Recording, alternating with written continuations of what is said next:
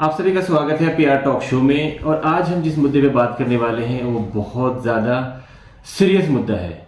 देखिए, हम हमेशा कुछ ना कुछ टॉपिक्स लेके आते हैं। हमने यूनेस्को के एशिया हेड से भी बात करा है, हमने हॉलीवुड एक्टर जो एकन से भी बात करा है, हमने फार्मा स्टेक होल्डर से भी बात करा है। लेकिन आज जो हम बात करने वाले हैं, एक डॉक्टर से बात करने वाले हैं, प्रैक्टिसिंग डॉक्टर से बात करने वाले हैं।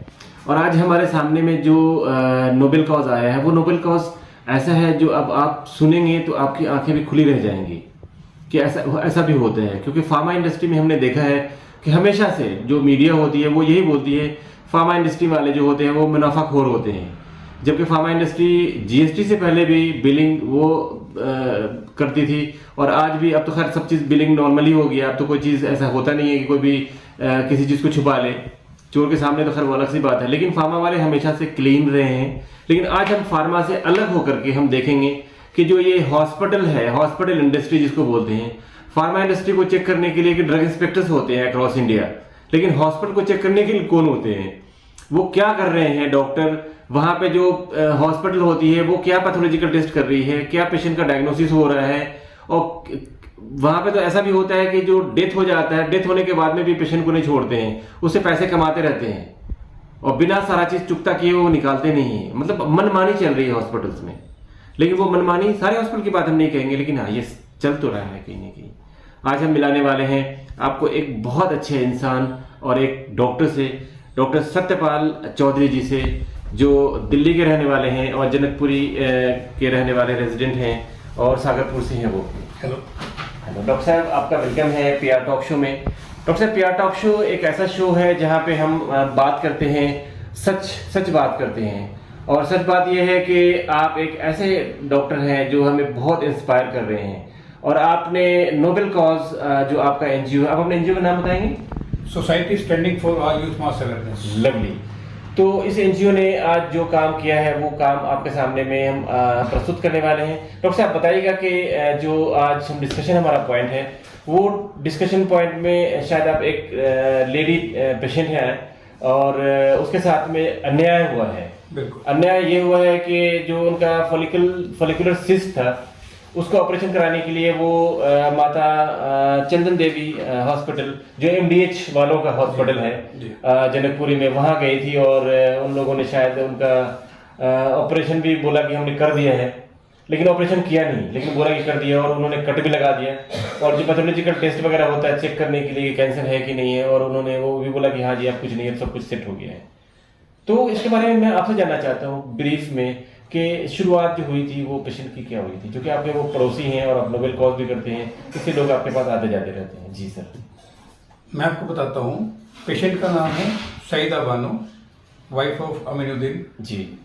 सागरपुर में ये रहते हैं। इन्होंने बताया कि 2017 से इनके पेट में दर्द था जी। पेट में दर्द लगातार बना हुआ था। दिखाने के लिए माता चंदन देवी हॉस्पिटल जनकपुरी में ये वहाँ पे दिखाने गई, और वहाँ पे डॉक्टर ने कहा कि भैया आपको बहुत सारे टेस्ट कराने पड़ेंगे। इन्होंने सारे टेस्ट, जितने डॉक्टर ने इनको टेस्ट कहे, चाहे वो ब्लड के टेस्ट हो, चाहे वो अल्ट्रासाउंड हो, चाहे एमआरआई हो, चाहे सीटी स्कैन हो, कुछ भी उन्होंने कहा, इन्होंने फॉलो किया। उसके बाद करने के बाद उन्होंने कहा कि सारी फाइंडिंग्स को देखने के बाद इन्होंने पाया कि इनको राइट फॉलिकुलर सिस्ट है। और राइट फॉलिकुलर सिस्ट जब पाई गई तो इन्होंने कहा कि आपको इसका ऑपरेशन कराना पड़ेगा, सर्जरी करानी पड़ेगी, जिसको राइट सल्फेंजोओपेक्टोमी कहा जाता है जी। ये आपको कराना पड़ेगा। अब दिक्कत ये थी कि उसके लिए पैसे भी इकट्ठे करने थे। इन्होंने पैसे इकट्ठे किए और 2017 से चलता हुआ इलाज इनका 2018 में 3/5/2018 को इनका ऑपरेशन माता चंदन देवी हॉस्पिटल के अंदर कर दिया गया। और पैथोलॉजिकल टेस्ट, हिस्टोपैथोलॉजिकल टेस्ट के लिए माता चंदन देवी हॉस्पिटल की लेबोरेटरी के अंदर इन्होंने सैंपल भेजा फेलोपियन ट्यूब और ओवरी का, कि कहीं कोई कार्सिनोमा तो नहीं है, कोई कैंसर तो नहीं है। और वहाँ पाया गया कि ऐसा कुछ भी नहीं है। एंड्रोमेट्राइटिस इन्होंने पाया और उसमें कोई दिक्कत नहीं पाई गई। तो पेट इनके पेट में लगातार दर्द फिर भी बना रहा। ये डॉक्टर के कांटेक्ट में आए, उन्होंने कहा, टेलीफोनिकली पूछा कि ऑपरेशन करने के बाद भी मेरे पेट में दर्द है। तो डॉक्टर के संपर्क में रही। डॉक्टर ने कहा कि कोई बात नहीं, हो जाता है, ठीक हो जाएंगे। आप ऐसा कीजिए कि आप दोबारा से ब्लड के टेस्ट करा लीजिएगा, और आपको एक सीटी स्कैन कराना है, आपको अल्ट्रासाउंड, टीवीएस ये आपको कराना पड़ेगा और एमआरआई भी करानी पड़ेगी। तो जैसा डॉक्टर ने इन्होंने कहा, इन्होंने पैसे इकट्ठे करके जैसे तैसे करके सारे इनके फॉलोअप किया, टाइम पे दवाई खाई, लेकिन दर्द में कोई भी आराम नहीं आ रहा था। उसके बाद ये मेरे से मिले, इन्होंने मुझे कहा कि पेट में दर्द लगातार बना हुआ है, क्या करें। तो मैंने कहा कि आपकी सर्जरी हुई है और आप ऐसे कीजिए, सेकंड ओपिनियन के लिए किसी दूसरे बड़े हॉस्पिटल के अंदर चले जाइए। तो इन्होंने कहा कि कहाँ जाए, मैं आपके घर के पास महाराजा अग्रसेन हॉस्पिटल है, आप वहाँ चले जाइए। तो वहाँ पे गई, वहाँ इन्होंने दिखाया, अपने चेकअप कराए और जैसे अल्ट्रासाउंड उन्होंने वहाँ पे किया तो वहाँ के डॉक्टर ने कहा कि आपको तो सिस्ट है। अब पेशेंट परेशान था कि मैं तो ऑपरेशन करा चुकी हूँ, सारा इलाज करा चुकी हूँ, अब सिस्ट मेरे कैसे बन सकती है। जबकि डॉक्टर ने कहा था कि आपकी फेलोपियन ट्यूब और ओवरी भी हम निकाल देंगे ताकि दोबारा से कोई दोबारा रिकरेंस हो ही ना पाए। तो डॉक्टर हैरान थे कि भैया अगर आपका हो गया है तो दोबारा तो होना नहीं चाहिए, लेकिन अब सामने सिस्ट है तो वो निकालनी तो पड़ेगी। तो दोबारे 2022 के अंदर फरवरी के लास्ट में दोबारे से सर्जरी की गई और लगातार 3 से 4 साल पेशेंट परेशान रहा। तो दुख की बात ये होती है कि इतने महंगाई वाले समय में जहाँ 2 टाइम की रोटी मुश्किल से मिल रही है, उस समय महंगी महंगी दवाइयाँ, छोटा सा बच्चा इनके साथ था 2017 के अंदर और 2022 के अंदर उसका ऑपरेशन दोबारा हुआ है। 3-4 साल की पीड़ा कैसे इन्होंने बीती हुई, घर के अंदर महिला होने के नाते घर का सारा काम भी इन्होंने किया हुआ, छोटे बच्चे को भी इन्होंने किया हुआ और लगातार महसूस करने के बाद, दर्द को सहने के बाद इनको महाराजा अग्रसेन हॉस्पिटल के अंदर इनको आराम मिला। लेकिन जब एक पुराने डॉक्टर से मिलने गए तो उन्होंने बात करने से भी मना कर दिया। ओहो, डॉक्टर साहब ये जमाना देखिए, डॉक्टर को भगवान कहते हैं और अगर भगवान ही अत्याचार करे, और इस तरह अत्याचार भी नहीं बल्कि एक तो हरामखोरी करे, तो वो बेचारे पेशेंट कहाँ जाएंगे। क्या कोई ऐसा सिस्टम बन नहीं सकता है कि हॉस्पिटल पर नजर रखी जाए?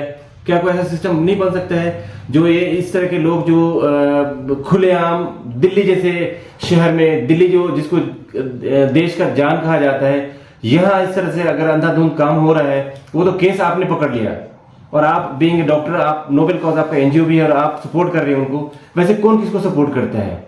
वैसे आम आदमी के पास में तो टाइम नहीं होता है, एक डॉक्टर के पास में कहाँ से टाइम होता है? और इस तरह की जो हरकतें हो रही है, क्या इसमें कोई लगाम नहीं रह सकता डॉक्टर साहब?